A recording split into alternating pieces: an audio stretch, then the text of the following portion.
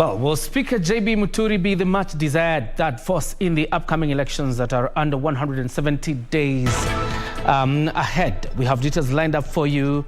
His glamorous launch of his presidential bid today under the DP party ticket. Also tonight, we speak about destitute girls and boys probably running away from the cut, or forced marriages, or hardship situations. And tonight in studio, we have Evelyn Nakora, who is the proprietor of Light of Life Rescue Center in Narok. And we'll be talking a bit about giving hope to destitute children who need help. And that is lined up for you later tonight. Welcome to Sunday Express. Let's have a look at the highlights.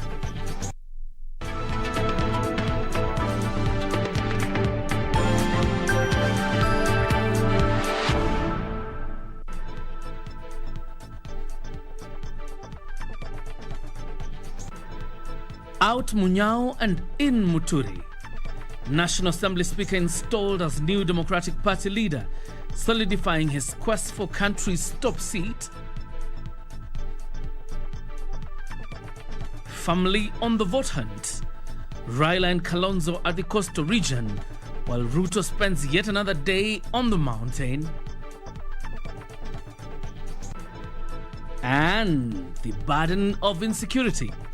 Learners in Baringo risk missing national exams as they seek safer grounds.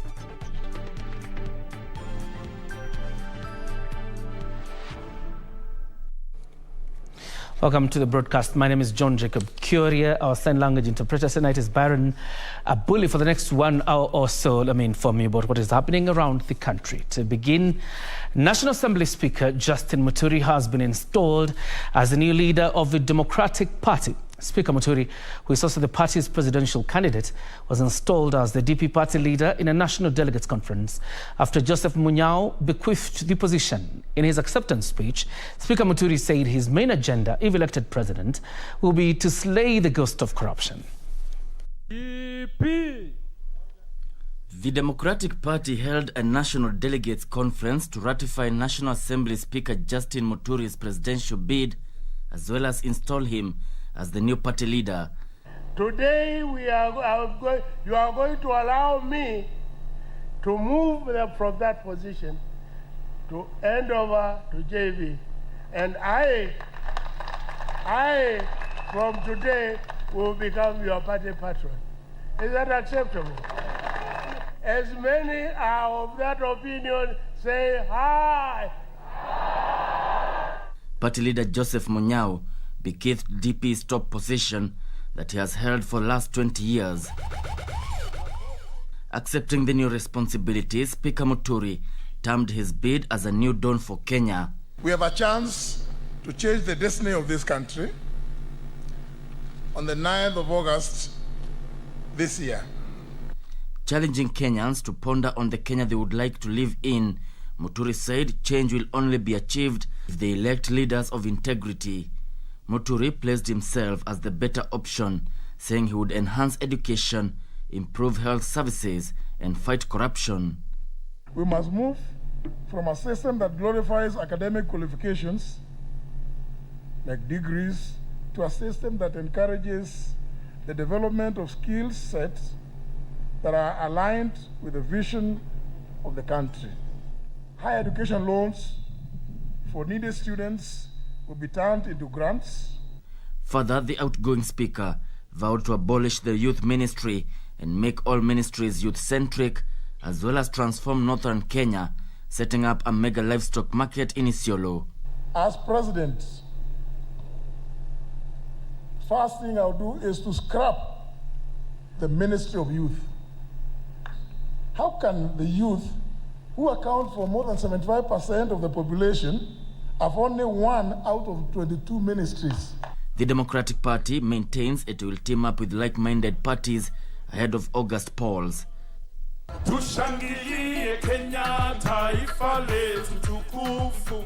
Yesho Kiwashira, Sunday Express.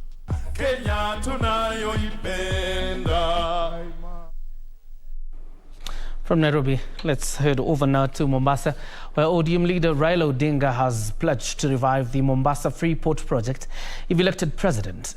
Speaking at the Tononoka grounds on the second day of his coastal tour, Raila said he will elevate the port city of Mombasa to a status similar to Dubai.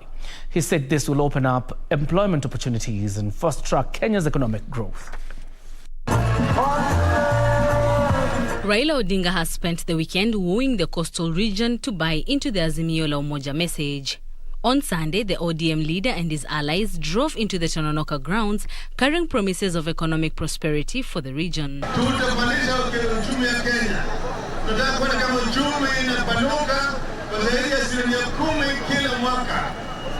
economic rate of growth will be more than 10% per annum, sustained for over 15 years. Kenya itatoka kwenye ukara tena kwa hali ya utajiri. Inawezekana. Kazi baba amepigania hii nchi sana, sasa ni wakati wake wa kuja kutufanyia kazi akiwa rais wa nchi hii ya Jamhuri ya Kenya. You can never go wrong. You are in very safe hands. The Mombasa Port and Logistics has been at the heart of a political debate in the region over the last 5 years. Mombasa Port itakuwa free port kama Dubai. Sawa. Tulisema hapa Mombasa tunataka special economic zone iweke hapa. Inasheta. Hiyo special economic zone itajengwa kama ile ya Dubai. Ili vijana waweze kupata ajira sawa.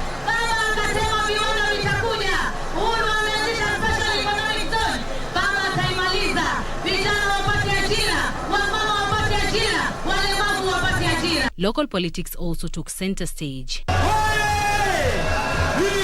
Political differences between Mombasa gubernatorial candidates Suleiman Shahbal and Abdul Swamad Sharif played out. But Odinga urged his supporters to look at a bigger picture and the enormous task on the presidential ballot. Wote ni watu wa chungwa na watu wa Azimio. Sawa. Hataki kuona kama wafuasi wanapigana.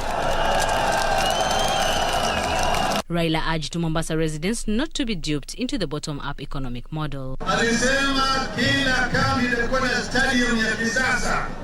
Modern stadium. Hiyo mnaona nini? Hiyo hadi yote amesahau sasa. Sasa anatoa hadi nyingine.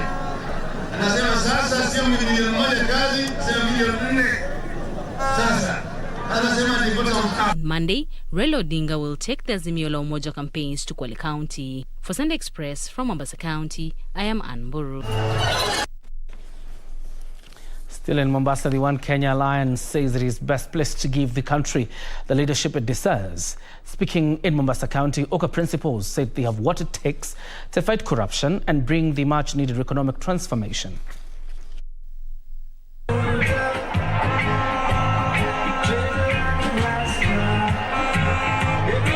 The One Kenya Alliance believes it has the answers to the problems facing the country. Kalonzo Musyoka, Gideon Moi and Martha Karua on Sunday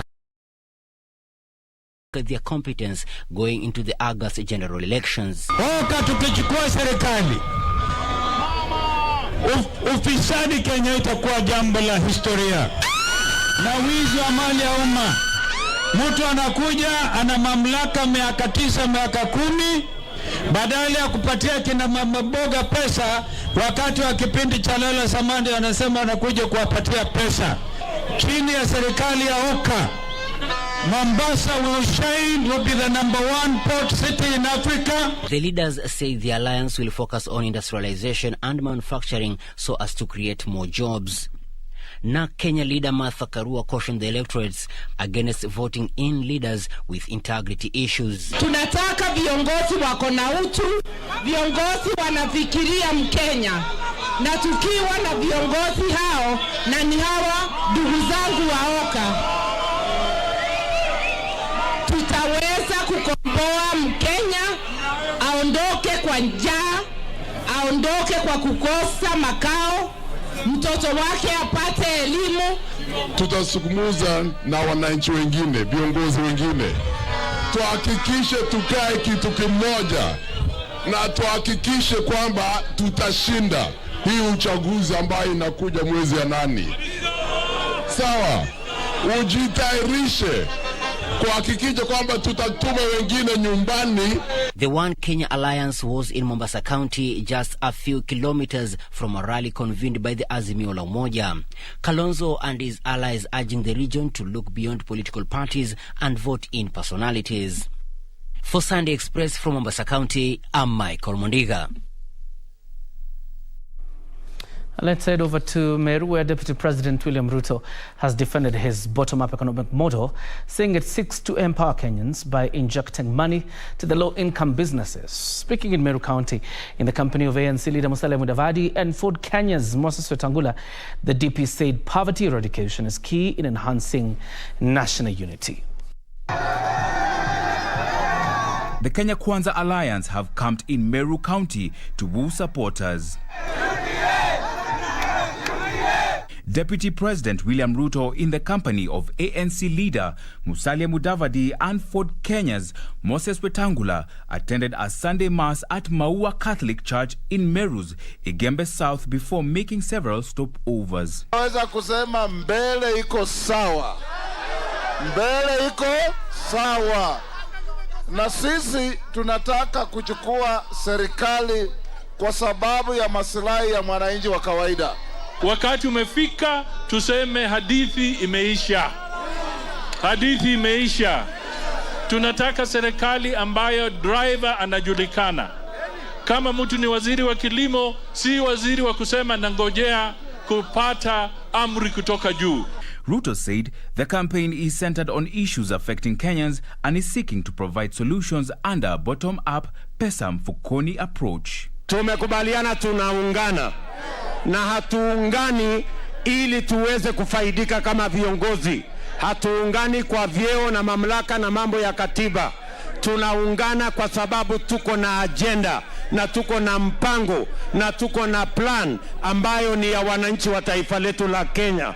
Na tumesema priority yetu number 1, vile tulikuwa tumepanga ndani ya Big 4, our priority number 1 ni kuweka bilioni 100 kupanga ajira ya hawa vijana wa Kenya. The DP also pledged to open up the Miraa market for the betterment of local farmers. Kipaumbele, our priority is to make sure the economic well-being of our nation comes as a priority before we discuss other issues to do with positions, sharing power, changing the constitution. Haya mambo yatangojea kidogo mpaka tutatue mambo ya uchumi. Na hapa Meru, hasa hapa Igembe, hakuna vile tunaweza kushughulikia uchumi bila ya kushughulikia uchumi wa miraa. Anasema tuungane, tuungane, tuungane, tuungane.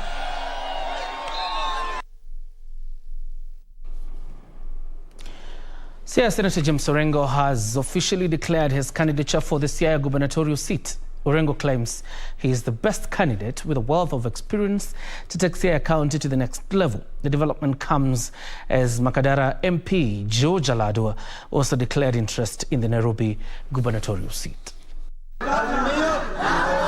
James Orengo says he will vie for the Siaya gubernatorial position.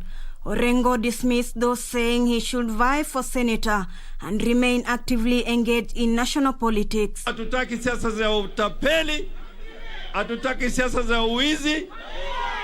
Tunataka Kenya iongozwe na watu ambao ni wazalendo. Ukijua ya kwamba rais wa 5 ni Raila Amolo Odinga. Anybody aspiring to be in Azimio from this region must come through ODM. Mina wanakia masuri. And Makadara legislator George Aladwa also says he will be seeking the ODM ticket for the Nairobi governor's seat. Kura ya Waluya peke yake hapa Nairobi imefika 1,000,000. Na 1,000,000 ni ya kuomba kiti ya governor. Atuombi kiti ingine. Aladwa will square it out with the likes of Westland Member of Parliament Tim Wanyonyi, who is also eyeing the seat. Kenyans, please don't vote for people who are giving you money. Vote for people who have shown leadership and credibility and competence in their work. And that is why Tim Wanyonyi is offering himself.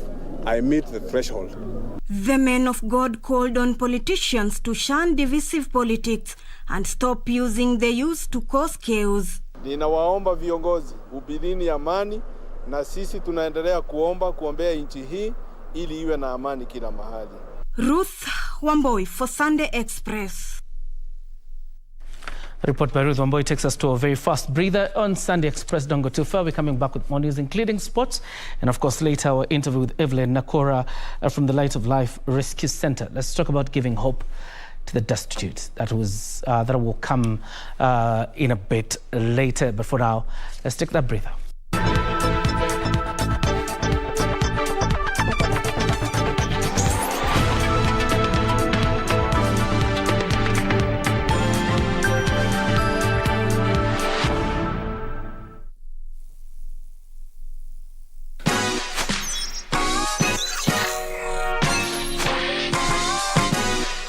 Nabonga na watoi kujua mambo za online, pia na create time wafanye vitu offline. Tungeni gadgets na sites wana use, msiwache strangers wapate chance kuabuse.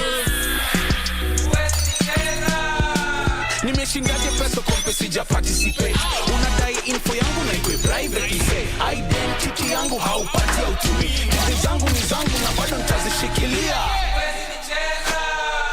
Una post story ati ni real news. Mimi sikuamini mpaka nione size of this. Una text online to me tunanifeel. Staki jokes kama mimi nitakureport for real.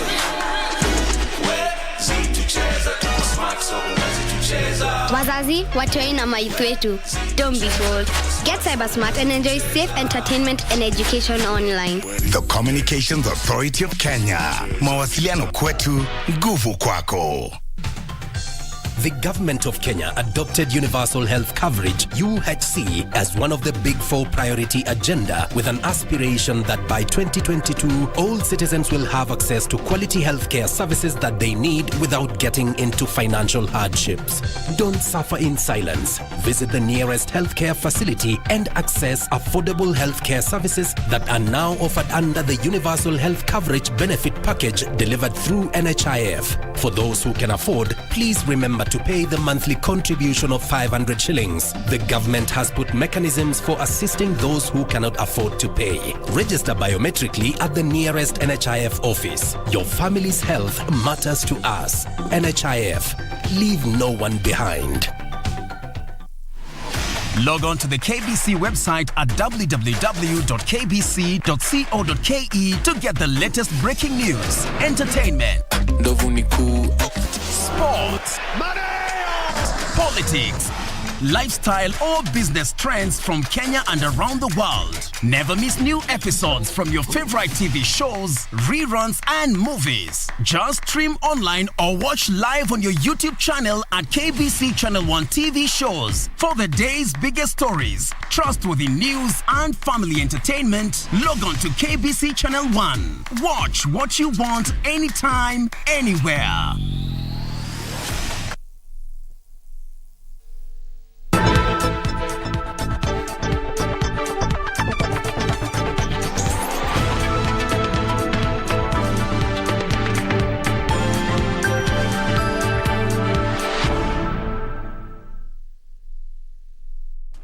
Welcome back. You're watching Sunday Express. You're live on YouTube, Facebook, as well as on Twitter.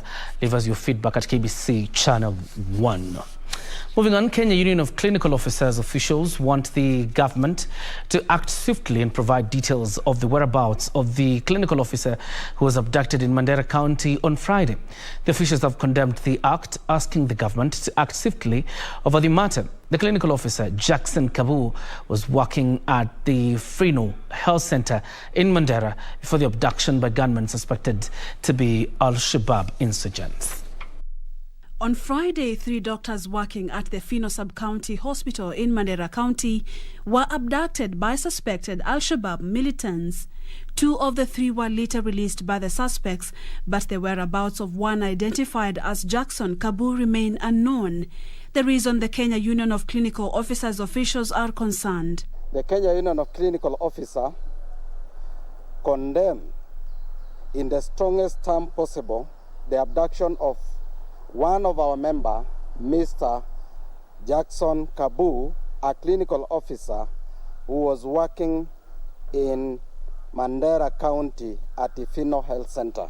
The officials led by their chair Peterson Washira expressing concerns about the security of their members working in hostile environments. The county government must formally tell us where is clinical officer Jackson Kabu, what is his status, and what are they doing about him. Also, they must tell us what they are doing and the steps they have taken to ensure that others working in similar places are protected. They want the government to allay fears of security concerns in these areas. It has been our expectation and that of the professional in this country working in this area that the government will ensure 24 hours security to guarantee continuity in service provision, especially in the essential services delivery without any fear. It is not the first time such incidents of health workers being kidnapped are being reported in Kenya. In 2021, the clinicians reported that 11 cases of missing health workers were brought to their attention, including the 2019 abduction of 2 Cuban doctors stationed in Mandera. Purity Museo, Sunday Express.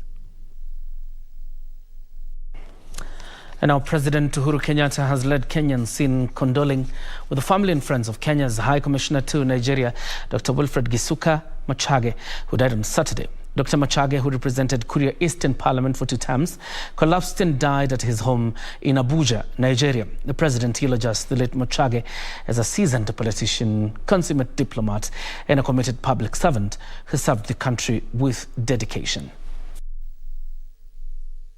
While leading the country in mourning the late Dr. Wilfred Machage, the president eulogized Dr. Machage as a selfless person who will be remembered for his contribution in public service, where he served for many years as a medical doctor, politician, cabinet minister, and diplomat. President Uhuru saying, as a politician, Dr. Machage was a relentless advocate of the interest of wananchi, especially Kioria and Migori residents, whom he represented in the National Assembly and Senate respectively. Deputy President William Ruto has eulogized the late Machage as a distinguished public servant who served with dedication, saying he was wise, progressive, and full of fresh thoughts. Some members in this House condoned. In his condolence message, ODM leader Raila Odinga described Ambassador Machage as a very diligent, passionate, and experienced politician and diplomat who served Kenya with undivided dedication and loyalty in a very important and strategic diplomatic station at the time of his death. Dr. Machage was first elected into Parliament in 2002, representing Kioria East constituency. He was re-elected in 2007 on a Democratic Party ticket. Machage also served as Migori County Senator from 2013 to 2017. Alikuwa anatoa mjadala akiongelea masuala ya Wakuria vile wanafaa kusaidiwa, na pia ni mtu tulimuenzi, na mpaka sasa hivi tulihuzunika sana kumpoteza, sababu ni kiongozi ambaye tulimjua. Ametusaidia sana haswa kwa upande wa barabara, upande wa stima, na pia upande wa elimu. Ametutoa mbali na ametuweka mbali. Kupitia kwa kiongozi huyu Machage alisababisha sisi kama Wakuria, jamii wa Wakuria, tukajulikana Kenya na nchi zingine ambazo huwa ni nchi jirani. Amekuwa ni kiongozi kama nyota ambaye sisi kama Wakuria tujue tutapata wapi kiongozi kama yule. Dr. Machage was appointed Kenya's High Commissioner to Nigeria by President Uhuru Kenyatta in 2018, from where he was accredited to 12 other countries in Central and West Africa. Machage died at the age of 65. Kamchemenza for Sunday Express. He was such a good orator, particularly in the Swahili language, and his oratory skills will be missed by many. The Kenya Broadcasting Corporation family gives condolences to the family and the entire country as we deal with the loss. Now, a section of learners in Baringo County may not sit the upcoming national examinations as 17 schools remain closed due to banditry attacks. An estimated 300 learners in insecurity-prone areas within the region have fled their homes. The latest attack took place Saturday evening, with 80 heads of cattle being stolen. The fate of KCPE and KCSE candidates in Baringo County hangs in the balance. 17 schools remain closed as banditry attacks escalate in the region. Local leaders have raised concern over the state of affairs. Visit Baringo South, visit Elgeyo Marakwet. You will be able to see the suffering of our people, because indeed they don't save their homes. Tunasika watu kila siku, hawana chakula, their hopes are actually dashed. Ninataka tu kuuliza waziri wa elimu kwamba watoto wetu wakienda kufanya mtihani ajue kwamba hawa watoto hawafanyi mtihani kwa kiwango kimoja pamoja na watoto wengine Kenya hii. Their level of preparedness is different from the level of preparedness of other young people in this country. The leaders now want relevant authorities to place urgent measures to tame the worrying situation. Serikali ije, iingilie kati na itupatie nafasi ya kuweka usalama ambao ni ya kudumu Baringo hii. Kwa sababu bila usalama hata upigaji wa kura haitakuwa rahisi. Bila usalama hata upanzi ya chakula haitakuwa rahisi. Meanwhile, residents of Ugenya in Siaya County have raised concerns over runaway insecurity in the region. According to the residents, security officials appear to be overwhelmed by the rising number of incidents where armed robbers strike, maim and kill at will before disappearing. Tunauliza huyu iko wapi, amepotea wapi? Mama ingine akakuja akatuambia mwenye mnauliza huyo amepatikana kwa kona pale kama amelala na anaonekana ndio mtu mnauliza ameaga dunia. Naomba tu serikali watusaidie, watufanyie uchunguzi venye Odu aliuliwa. Kwa wenye waliuliwa washikwe. However, called on the public to support efforts to beef up security in Ugenya through strengthening the Nyumba Kumi initiative. I want to also ask wananchi that let us have community policing revived, so that we help each other, so that in future we don't have such deaths. Elsewhere, detectives from the Directorate of Criminal Investigations have rescued 108 Ethiopian nationals from a human trafficking syndicate in Kirigiti, Kiambu County. According to DCI boss George Kinoti, the victims were rescued by detectives drawn from the Transnational and Organized Crime Unit on Friday. The victims are aged between 13 years to 35 years old. Kamchemenza for Sunday Express.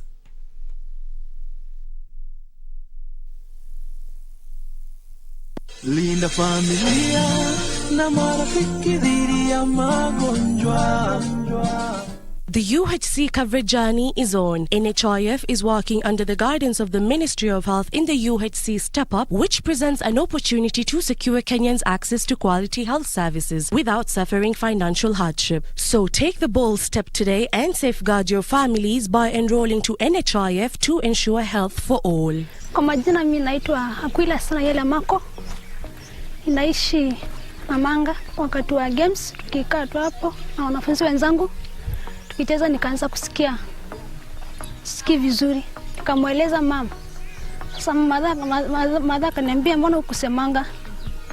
Nikamwambia niliogopa. Nikaenda na Namanga hospital nikapima akaona ugonjwa niko nayo. Sasa akasema heri upelekwe Kajiado. Madaktari akakuja kunitibu. Akasema Manda akasema akaniambia utaenda kwa surgery. Walisema iko na growth. Nilienda kushughulikia hadi akaenda kutafuta NHIF mama tu anakuanga nayo, lakini ugonjwa mwenye nilitibiwa hiyo kadi ilinisaidia sana. Hiyo kama tungekuwa nayo sijui tungetoka hapo lini. Ningependa kuambia serikali waendelee kutuletea hiyo kadi ya NHIF kwa maana inatusaidia sana. Kila mtu ajitahidi, ajikaze kisabuni ili waweze kudhibitisha na wao wapate hiyo NHIF. Ndio waweze na mtu akigonjeka juu siku yako kugonjeka na wao upate hiyo kadi ndio ukipelekwa hospital uweze kutibiwa. Linda familia na marafiki dhidi ya magonjwa. Do you have a news story to share with KBC? Get in touch swiftly on email news@kbc.co.ke or call 0723-892-654 or 0734-780-124.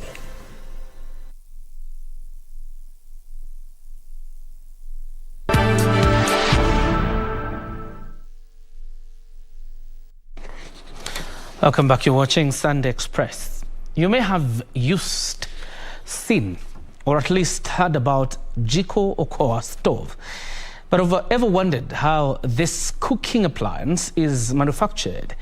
Nisi Manu now takes us behind the scenes for a glimpse of the making process of Jiko Okoa in our weekly series, The Process.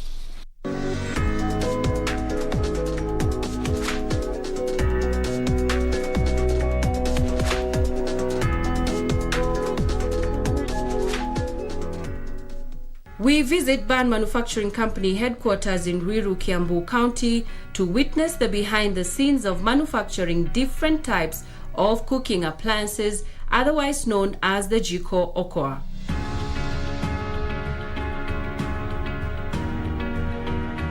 We start at the loading bay where all the raw material used is kept.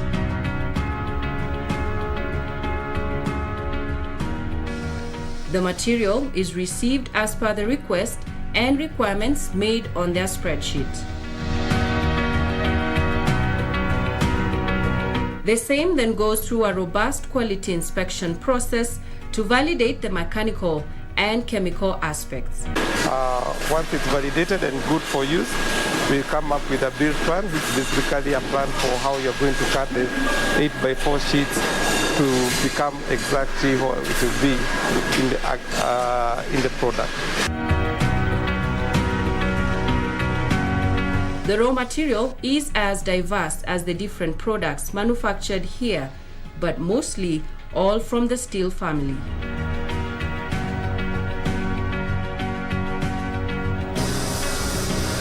The 8x4 sheets are then cut into smaller sizes depending on expected end product.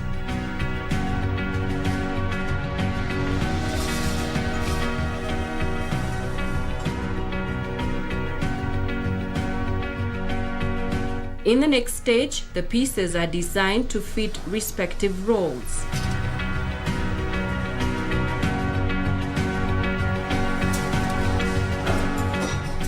The forming stage, where now you start giving that stage some form of shape that will eventually come to be seen in the stove. And once all the parts have been formed, then they go to the assembly section. Next, the parts are washed in soap and water, dried, and painted,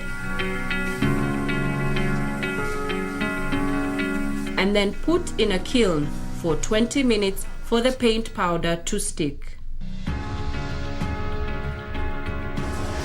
The parts are then assembled accordingly to form the final product. The assembly section, we mostly use permanent joinery processes, especially for the old processes, which is basically welding processes.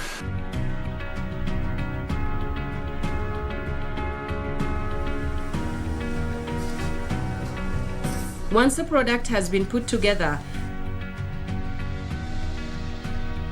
the Jiko Okoa is then wiped clean, and the quality inspection is done by quality inspectors. The people in the orange dust coats, so those are the quality inspectors, and every stuff has to be inspected. So they inspect for whether all the features are there, whether they have been put put together or assembled in the right way, and everything tallies as per the spec sheets that they have been provided.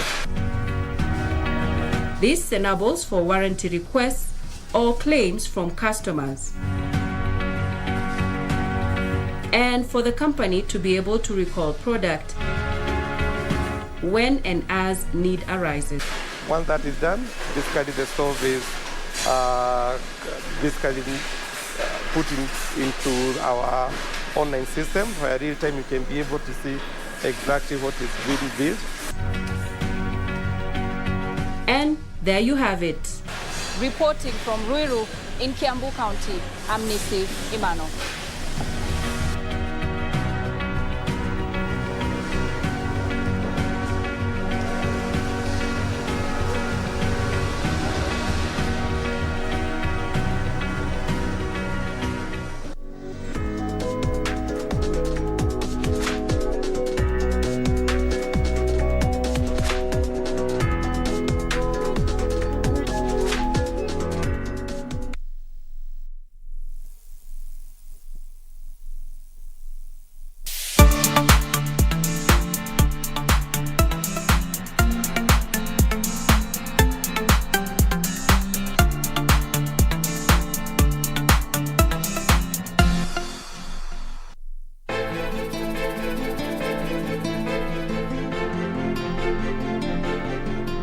Wamekwenda wapi?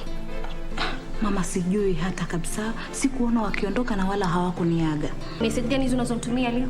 Maya, calm down. Calm down nini? Hauniamini leo? Maya, mimi hivi sasa sina uhusiano na Kate wala shughuli zake.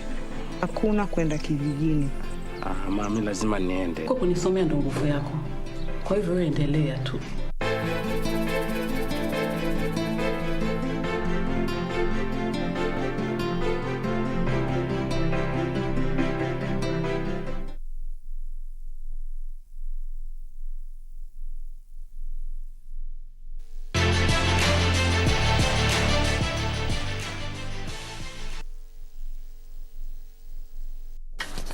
Time for us to do sports now. Enable Kipsang, who set a new Olympic record in 1,500 meters semi-finals of the 2020 Tokyo Olympic Games, continued his form of brilliance after emerging victorious during the Birmingham World Indoor Championships. Kipsang timed 3 minutes 34 seconds. Bell is the cue for the inform Adel. Kipsang was in top form and showed his athletics prowess in the 1,500 meters time in 3 minutes 34.57 seconds. He was followed by Spaniard Adel Mikan, who clocked 3 minutes 35.30 seconds, while German Robert Farkin settled for the third position in 3 minutes 35.44 seconds. He's got enough today. Abel Kipsang will take it. 3:34.56 unofficially ahead of Machage and Robert Farkin, who ran a stormer as well. Kenya's Collins Kipruto rebounded with 800 meters victory. Kipruto clocked 1 minute 45.39 seconds, the second fastest time in the world this year. He was followed by Great Britain's Elliot Giles in 1 minute 45.42 seconds, while Spaniard Alvaro de Arriba timed 1 minute 45.82 seconds to finish third. Challenged by Collins Kipruto on the outside. This is going to be tight, and Kipruto, I think, on the line has got there. Well, Elliot. Frederick Muki for Sunday Express. The National Olympic Committee of Kenya is keen to spearhead quality performance of Team Kenya at future global events, with the noble objective being to bolster professionalism in sports. One of the key aspects being targeted in this ambitious plan is sports science and monitoring of structures and selection mechanisms at federation level. The National Olympic Committee of Kenya (NOC) wants Team Kenya to perform even better at future Olympic Games, with their eyes targeting Paris 2024, Los Angeles 2028 and Brisbane 2032. With this, and having taken lessons from Rio 2016 and Tokyo 2020, the committee is moving away from an event-based perspective to an innovative performance-based approach. Speaking in Naivasha during the Sports Journalists Association of Kenya (SJAC) annual general meeting, Secretary General Francis Mutuku said that everything should be done to ensure Kenya's sportsmen and women have the best chance or equal chance like any other persons to represent the country. We are very proud that will be said in a team sport. A lot of times as a nation, when you look at individual sports, we can say it's individual effort. It's maybe the parent or a coach or somebody. But to put up team sport, it needs a system, it needs a structure. So to be able to see that more and more we are sent in team sports, it means then our systems, our structures are improving. We are still a long way, but we are on the road. Mutuku added that the aim of NOC is to not only see the Kenyan team perform better at this year's Birmingham Commonwealth Games, but also in future Commonwealth events. Leadership is about service. So if somebody claims to be an administrator or a leader in sports, we want to see what they are serving and how they are serving. And if everybody's interest is the sports people, then there will be no differences. So we are calling on also the breakdancing team, administrators, to come together so that we can be able to support them, and we are ready to support them if they are one unit. NOC will also be keen on the selection criteria, Mutuku saying that it should bring out the best Kenyans and should be made public for everyone to know and understood, even by the player. By the time a coach makes a decision on who to drop and who to pick, it's not based on purely subjective feelings. It's something which can be matched, where the player can be shown you are supposed to attain a certain level of fitness, you are supposed to attain a certain level of performance. This is what you've done, this was our target, and your partner is doing much better, so we are going to select that person. Barclay Feather, Sunday Express. And our Mombasa lawyer Gabriel Gakuo returned 29 differential points to emerge the overall winner of the Mombasa Golf Club Captain Prize tournament that was held at the Per 71 Seafront course in Mombasa. Gakuo was awarded a Kenya Airways return ticket to any destination in East Africa and also received a golf bag for his effort. The event that started Friday last week to bid farewell to the outgoing club captain Lawrence Othiambo saw Alois Ogola on 40 differential points and Anthony Kariuki with 42 differential points claim the men's and men's runners-up slots respectively. The club's lady captain Gladys Kasi on 35 points was the lady winner, while Christine Kinyeru was the lady runners-up on 32 points. Henry Kamau won the best overall gross prize on 158 gross, while Elijah Ebua with 50 differential points and Mwai Mariga on 75 gross were the best senior and junior winners respectively. Time for us now to move to an interview segment and talk about destitute children, girls and boys from Kajiado and Narok, and not just the two counties. Let's talk about giving hope to destitute boys and girls who are either running away from the cut or running away from forced marriages or any kind of desperate situation. It could be poverty or anything. And in studio, I have Evelyn Nakola, who is the proprietor, Lights of Life Rescue Center, who joins us tonight. Let's have this conversation. Thank you very much for joining us. Thank you too for having me. You're welcome. Yes, thank you. First of all, explain to us the concept of Lights of Life, how it came by, what void was it trying to fill, particularly when you focus on Kajiado and Narok counties. Thank you so much once again for being here. My name is Evelyn Nakola, and I am a director of Light of Life organization, an organization that supports girl-child education. But this year, we've started the boy-child education. That one, I'll speak a bit about it later. And Light of Life tries to cover that void space of ensuring that children get education. Not only just education, but education with the foundations of Christ. Yes. Foundation obviously coming through education. And you would agree with me, there's quite a gap, particularly when you talk about pastoralist communities that live within Kajiado and Narok counties. There's quite a big educational gap probably that you wanted to fill when you engaged in Light of Life organization. Yes. One of the challenges is the retrogressive cultural practices that deny most girls an opportunity to go to school and achieve their purpose or their dream in their lives. And therefore, Light of Life came in to support and ensure that these girls get to an opportunity to go to school and have a peace of mind to achieve their goals. And therefore, this is one gap to ensure that we give enlightenment on how to stop the retrogressive cultural practices and also rescue these young girls that go through this practice and put them to school. Yes. There are three things: poverty, female genital mutilation, particularly when you're talking about girls, or forced marriages. Which one do you deal with most, particularly when you talk about rescue and affording this girl an opportunity to have an education?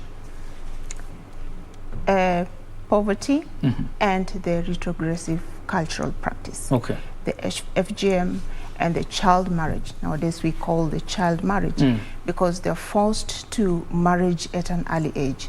And therefore, when we get a notification or get a child that is being forced to go through the child marriage, we rescue them and take them to school. It is not an easy journey. It's not just a walk in the park.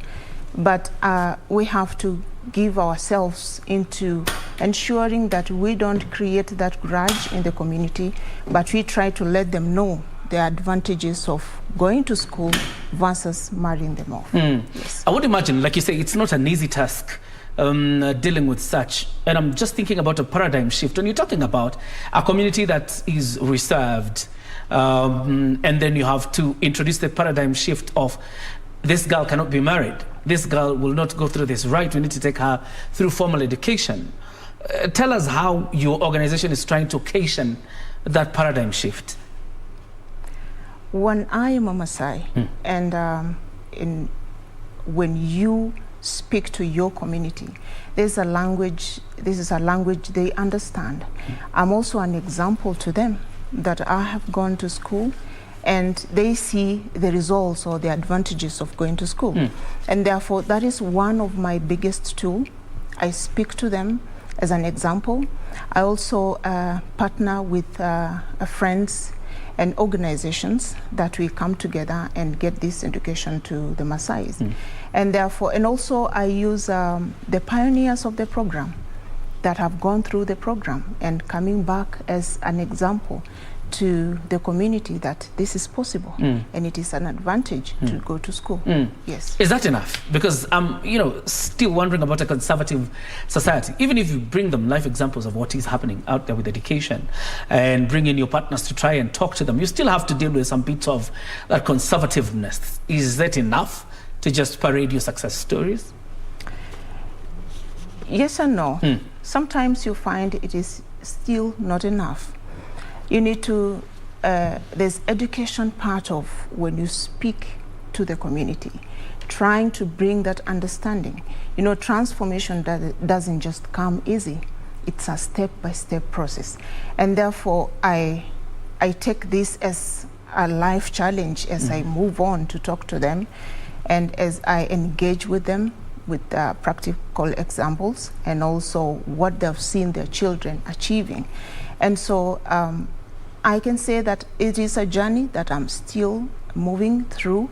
It is my desire and dream that one day this will not be a difficult journey, but it will be an easy journey for the community to allow these young girls to go to school. Poverty also is another challenge that is facing them. Yes, you find others, they really need to take these children to school, but they don't have the finances, the school fees to take these children to school. That's another group of girls that we support, those that their parents are willing to educate them, but they don't have the ability to do so. We give them that sponsorship opportunity for the girls to go to school. Yes. From the starting point, probably can begin by telling us some of the success stories you've had, and probably a life example that we can say this one reported themselves probably as having escaped from a forced marriage or because of poverty, and where they are right now, your success stories, because you're celebrating you're celebrating what, 10 years? 10 years last year. Yeah, we celebrated 10 years last year because we started in November 2011, and therefore last year we celebrated 10 years of great achievements in the organization. And I have so many girls that I take as my pride of this journey. I have girls working with the judiciary in Kenya. And that is one of my biggest pride. This young girl I rescued from Kajiado, the innermost parts of Kajiado, when she was in Form 1, having gotten out of school, and she was just not hopeful of a journey ahead of her. And working with her slowly, it was not also easy for her, but she had to put an effort on her side. She is now one of my girls that I am proud of. I don't know if I should give her name. Just go ahead. Her name is Toti Kileo, and I am happy for her wherever you are. I am proud of you. And many other girls. We have like Sylvia, who is working with the NTSA today. We have others at the in the vernacular radio stations. And also I have bazaars in schools that I have girls, the schools that my girls are studying it right now. We have pioneer girls that are working as bazaars in those schools and secretaries. Yes. When you talk about Kajiado and Narok, where these programs are, most people would assume these things, the three problems you're talking about, are largely about natives of Kajiado and Narok. You have migrant communities in Narok and Kajiado. Have you had instances of where those migrant communities are either practicing early marriages or FGM, or even girls coming to you because they don't have means of educating themselves? Yes, that's a good question. Thank you for asking. I have girls from Marsabit County. I have girls from Kisii community. I have girls from the Kikuyu community that not only face the cut or the cultural practices, but girls that are in the same county but need help. But I have rescued girls from as far as Marsabit. Now they are here and studying in school. And therefore, with Light of Life, we are not really confined to specific people or communities that are within the two counties. We try to incorporate all the communities that are within the country. My vision is to expand even to other counties to ensure that any child that is in need of help and I am able to give this help is able to get. Yes. Let me take you back a bit. Somebody comes to your organization and says, I have this situation. We have described the 3 problems. Typically, what happens to them once they join your organization, and what process do they go through to finally become either professional or joining a certain college or profession? One, we have vetting tools that we use. Once you bring a child, or even a child brings herself or himself into the program, now that we are having the boy-child program, when they come, we do an interview with them. We understand their background. We also go to visit their schools. We go through their academic reports to see if this child is the ability of the child to go to school. And also we visit their families to also ascertain the background stories that will be given at the office or even where we will meet the child. After we understand the child and they qualify to be in the program, we put them in the program, whatever level, maybe primary or high school. And once they get into the program, they are taken through to university. We leave the child or the child after they get the professional qualification. Yes. And you're taking them through the entire process? Yes. Up until when they get a professional qualification? Yes. Let's talk about the boy child, because you said you've started that program this year. You could probably begin by telling us whether you've been able to recruit any boy this year and how successful the program is so far. By faith, the way I started the girl child program, I am also putting that faith to the boy child program. I have 12 boys so far this year, but I have like 70 that came to me applying, requesting, but I am not in a position to take all of them now, but it is a process. And that is why I felt a need of, there is a need in the community to support the boy child. And therefore, last year in December, that's when we started the program, but we are yet to launch. I am planning to launch it in April this year. Okay. Yes. Wrongfully or not, people assume, particularly in pastoralist communities, how would a boy child be interested in education? These cows to feed, their tracts of land to deal with. These 70 cases you have, what was their background? Most of the Maasai community, they have huge families. There are so many children in one household. And so if a man has 5 wives and 24 children, and probably most of them are boys, they might not benefit from the inherited land from the parents, or even the parents are not able to satisfy their boys if they stay without getting an education, waiting to inherit anything from the parents. And so the poverty levels are one of the reasons why even these boys are in need of education, because in the past they had this inheritance that would even not allow them to go to school, or even lie to them that, oh, I have an inheritance, I don't need education.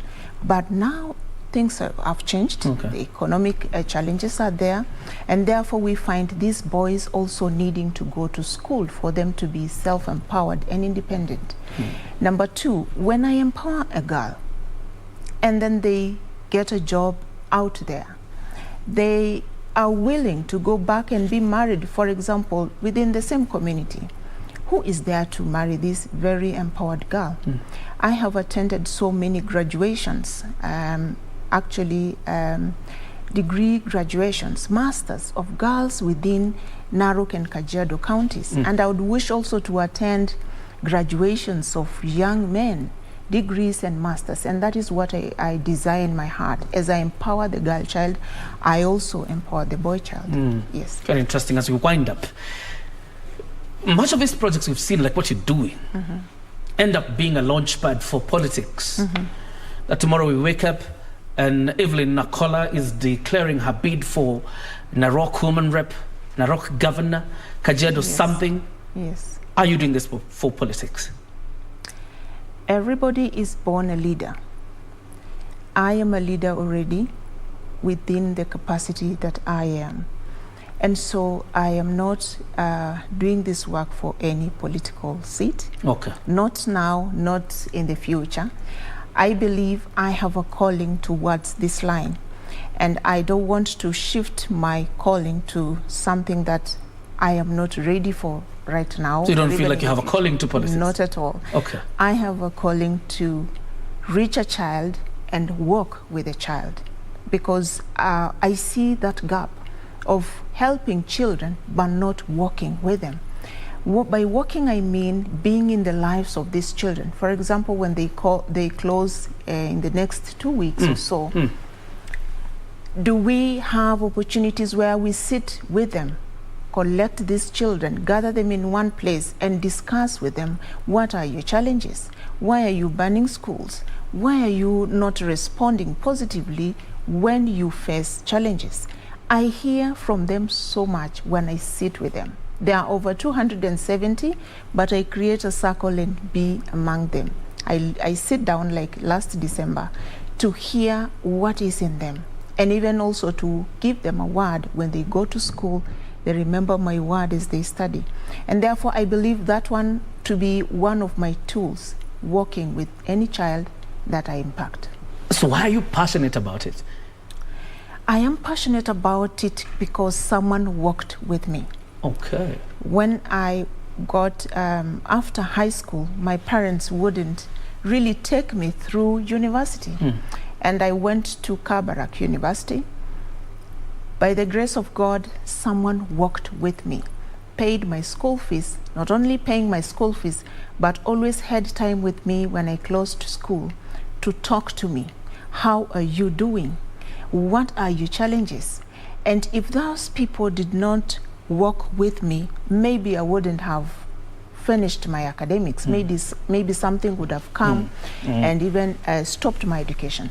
And that is what gives me passion to work with them. All right. Yes. Evelyn Nakola, the Director, Light of Life Rescue Center or organization in Narok and Kajiado counties, and hopes to take this program to several other counties to help destitute children who are in need, either to be rescued from forced marriages, FGM, or even poverty. That's where we end Sunday Express tonight.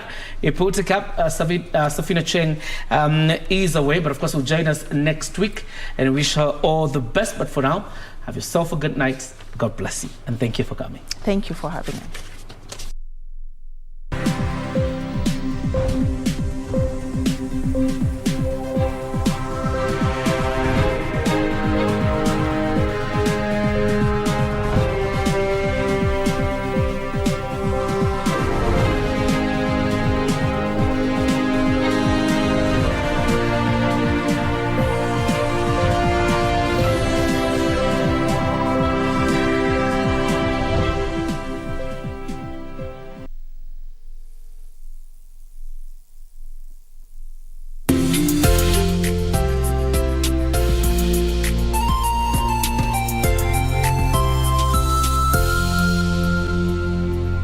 To get John chapter 6 verse 35 as your skiza tune, dial *812 *498 hash. John 6 verse 35. Then Jesus declared, I am the bread of life. Whoever comes to me will never go hungry, and whoever believes in me will never be thirsty. To get John chapter 6 verse 35, dial star 812 star 498 hash. Star 812 star 498 hash. Mundos divididos por una sombra de traición. I've had enough of you taking it out on me every time you lose your patience. All I ever did was try and help you. Stay out of the way. Your father's the one that has always insisted on comparing the two of you. The only thing you can do for Santi is what you've always done. Give him your love. I'm going to remove my son from this low-class facility. I'll take him to the best hospital in Mexico where they have real doctors. Grandma, what's going on? Where am I? If you don't obey me, I have no need to keep on paying your way. Do you want money? That means you'll have to start to work. Lying heart.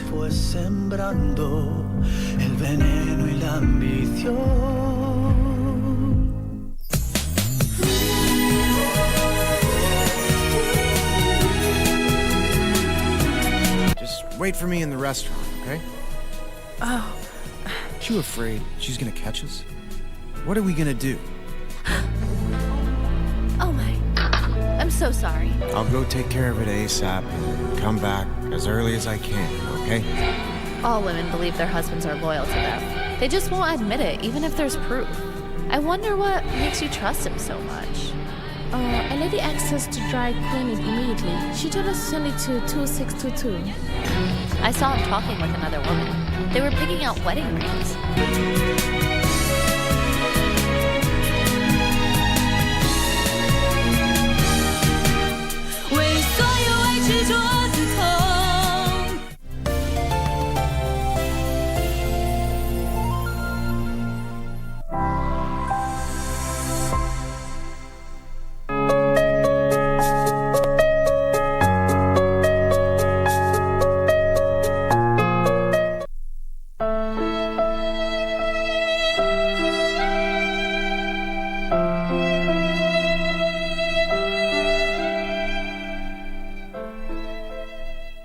Kwa majina naitwa Priscilla Ogema. Nilikuwa na mtoto kuna shida. Alianza shida akiwa na miaka 2. Mtoto amekaa tu nimekaa naye akiwa na shida, nimehangaika naye usiku na mchana. Mali nilikuwa nimeolewa nikafukuzwa, nikaambiwa mtoto nimezaa mtoto wa laana katika boma hiyo. Nikaletewa mwanamke mwingine mwenye anazaa watoto mwenye hawana laana. Nikaambiwa nikafungua baraka zangu niende kwetu. Nikaenda nyumbani, nikakaa na mama, nikaona maisha yamekuwa ngumu. Mamangu nikaachia watoto wangu. Nikakuja Nairobi nikatafuta kazi ya nyumba nikafanya. Mamangu akapitia mengi akatusiwa. Anatusiwa msichana wako amekuletea mtoto wa laana, anafura mwili. Huyu mtoto atambukizia wetu. Watu walisema ni mtoto wa laana. Mbona walisema hivyo? Aliniambia mbona kwa familia kuna mtoto mwenye afura ile. Mbona mtoto wangu tu anafura. Mungu nipitia uchungu. Yule mtoto alikuwa anatusiwa hadi mpaka alikufa tu.